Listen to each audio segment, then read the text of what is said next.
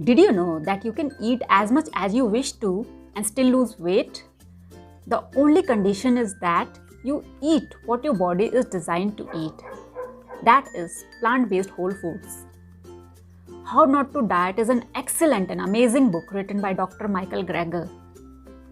Backed by around 5,000 references, he talks about anything to everything that could lead to weight loss. It's like so many books packed in one. So in this video, we'll discuss about top 10 takeaways from his book, How Not to Diet. Our number 1 is to cut down on crab foods. Obesity has become an epidemic. And what is the reason behind it? No, it's not the lack of willpower, overeating, or insufficient exercise. It's the easy availability of crab foods. That is, calorie rich and processed. Our bodies have evolved in wild times, hence, we have natural inclination towards sugar and fat rich foods. Our bodies are behaving the way they are supposed to behave. What has changed is our environment. With advances in the food industry, craft foods are readily available and aggressively marketed to us. They are devoid of fiber and nutrition and have added fats and sugar to make them hyperpalatable and earn profits. So the first step would be to cut down on processed foods. Our number 2 is to eat anti-inflammatory foods and avoid pro-inflammatory foods. If craft foods were driving obesity, then why isn't everybody fat? Well, our bodies are very well equipped to regulate our weight. Hypothalamus regulates our body weight, causing it to eat more when we get too thin and eat less when we get too fat. Our fat cells release leptin. Hypothalamus uses the leptin levels as fat thermostat and downregulates our appetite when levels get too high. Inflammation in the brain can cause damage to our appetite regulatory circuits. Pro-inflammatory foods can cause such damage, and the most pro-inflammatory foods are saturated fat and trans fats. By taking anti-inflammatory foods, we may be able to prevent and reverse the damage caused to our appetite regulating mechanism.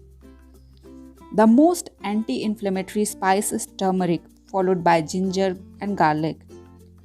The most anti-inflammatory beverages are green tea and black tea. The most anti-inflammatory foods are fiber and flavonoids. Number 3 is to eat fiber-rich foods. Fiber is the secret weapon when it comes to losing weight. Fiber is food for our gut microbiome. They feed on fiber and in turn produce short-chain fatty acids.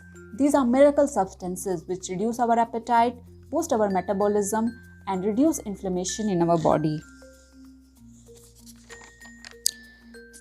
Fiber is satiating because it adds volume to our food without extra calories.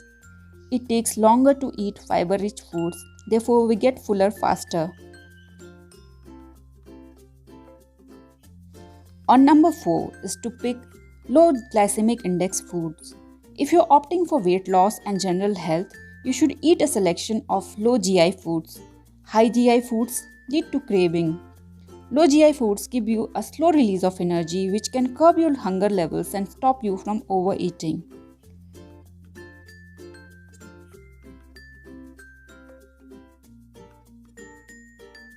On number 5 is to add foods rich in water.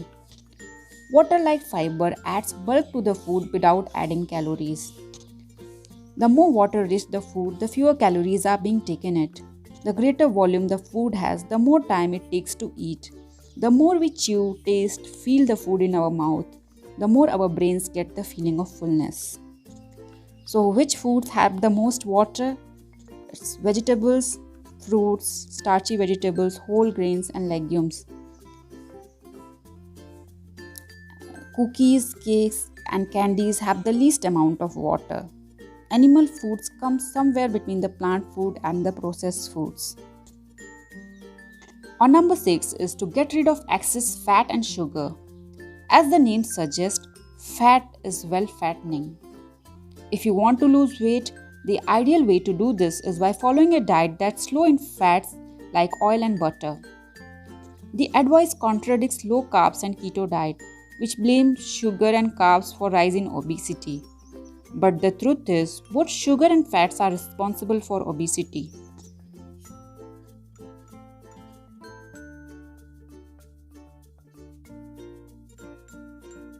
7 is to follow the 20-minute rule.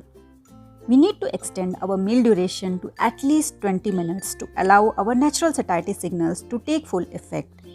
It has been proven in many studies that by increasing the amount of time food is in our mouth, it can result in lower caloric intake.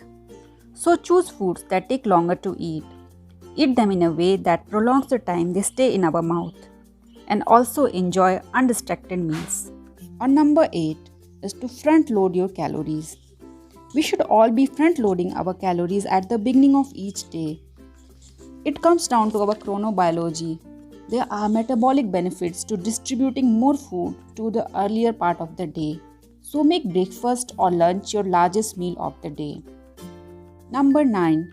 Time restrict your eating. Confine your eating window to 12 hours in length, consistently 7 days a week. Given the circadian benefits of reducing evening intake, the window should end before 7 pm. On number 10 is exercise. If exercise was a pill for weight loss, it would be effective if taken before breakfast. Ideal duration should be 90 minutes of moderate intense activity every day. Anything would be good, the more the better.